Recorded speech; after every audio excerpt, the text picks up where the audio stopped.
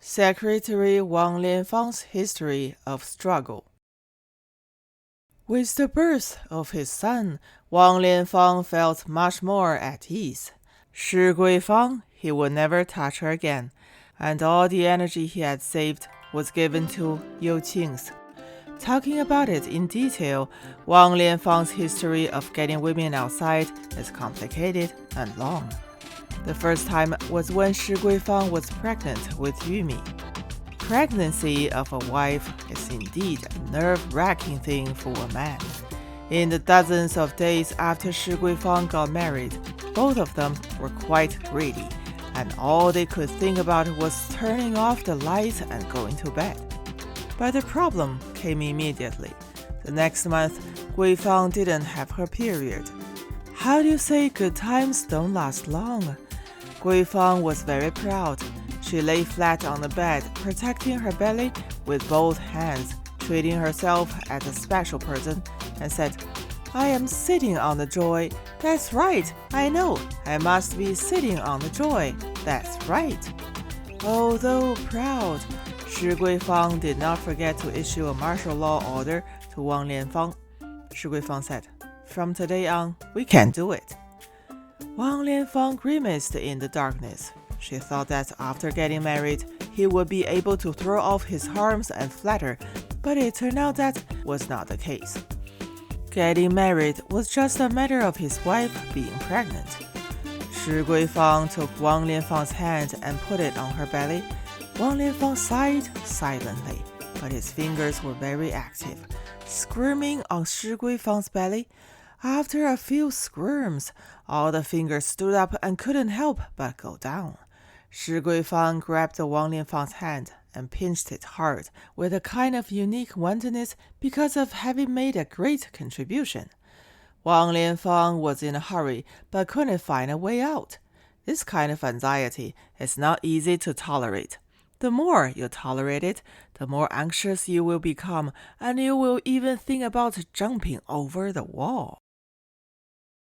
Wang Lianfang endured it for about 10 days. He never expected that he would have the guts to do something like that. He actually pushed the female accountant to the ground at the brigade headquarters, peeled her, and slept. Wang Lianfang must have been too eager when he slept with her, that his whole body was tense, but his mind was empty. The relevant details were recalled later. Wang Lianfang picked up the Red Flag magazine and began to recall, but he was afraid afterward. It was noon. Why did he suddenly have this intention? There was no transition at all.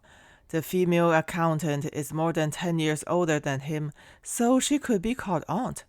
The female accountant got up from the ground, wiped herself with a cloth, pulled up her pants, tied them, soothed her hair, brushed her hair back and forth, locked the cloth in the cabinet, and went out.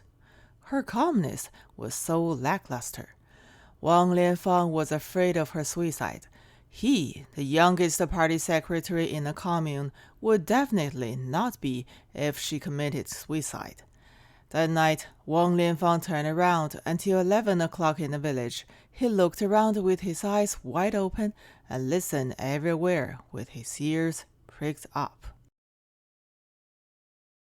The next day, he went to the brigade headquarters early in the morning and checked all the roof beams. There were no bodies hanging on them, but he still worried. Some people came to the brigade headquarters one after another. At about 9 o'clock, the female accountant came in. She was polite as soon as she entered, and her eyelids were not red or swollen. Wang Lianfang felt relieved at this point, handed out a circle of cigarettes, and started joking. Later, the female accountant walked up to him and handed over a ledger with a note under. "Come out. I have something to say to you." Because it was written on paper, Wang Lianfang couldn't hear the tone behind the words. He was not sure about anything. The relieved heart was lifted again and was buzzing. Wang Lianfang watched the female accountant go out, and then watched from a distance through the window lattice as the female accountant went home.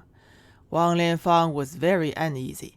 After staying up for more than 10 minutes, He seriously took out red flag from the drawer, spread it out, tapped the table with his fingers a few times with a strict face, indicating people to study, and went out. Wang Lianfang came to the accountant's house alone. Wang Lianfang's life as a man actually started from the moment he walked into the accountant's house. As a man, he was still young. The female accountant tutored him and guided him. Wang Lianfang entered an unprecedented good situation. What kind of married man was he? There were many clues here. Wang Lianfang and the female accountant began a struggle. This struggle was long, arduous, life and death, and perilous. But in the end, they came back to life. Wang Lianfang grew up rapidly, and the female accountant was no longer able to tutor him. Her face and voice were miserable. Wang Lianfang heard the sound of collapse and tearing inside her body. In the struggle, Wang Lianfang's most important gain was that he exercised his courage. He doesn't actually need to be afraid. What are you afraid of? There's nothing to be afraid of. Even if they don't want to, it won't matter in the end. The female accountant criticized Wang Lianfang on this issue. The female accountant said, "Don't pull down a woman's pants as soon as you come up, as if she really doesn't want to." The female accountant shook the thing in Wang Lianfang's crotch, looked at it, and criticized it. "You? Who are you? Even if they don't want to, they still have to look at the owner when beating a dog. They shouldn't look at the monk's face, but look at the Buddha's face." The long and complicated struggle not only gained Wang Lianfang, but also allowed him to see its meaning. After all, Wang Lianfang is different from ordinary people in that he understands meaning and is good at exploring it. Wang Lianfang not only wants to be a seeder, but also a publicity team. He wants to let the women in the village know that after going to bed, he is aggressive, which shows that all the groomsmen are aggressive. They do not understand the depth and persistence of the struggle, and they do not understand that all struggles must be carried out to the end. Without Wang Lianfang, those women would have been kept in the dark their entire lives. Regarding the history of Wang Lianfang's struggle, there's another external factor that must be involved. Wang Lianfang's wife Shi Guifang has been pregnant for more than 10 years. When she became pregnant, Wang Lianfang could only not. Shi Guifang stood under a tree at every turn, holding onto the tree trunk with one hand and covering her abdomen with the other, spreading the ungrateful retching sounds throughout the village. Shi Guifang has been like this for more than 10 years, and Wang Lianfang is tired of hearing it. Shi Guifang vomited ugly, and the sound of her retching was so hollow, she had no point of view, no position, and was babbling unscrupulously. She did it every time, so she had a stereotype. This is something Wang Lianfang dislikes very much. Her mission was to give birth to a son quickly, but she couldn't. Just shouting with hollow is so fucking trivial. Wang Lianfang didn't like hearing Shi Guifang retching. When she retched, Wang Lianfang would criticize her. "Here she goes to give a report again."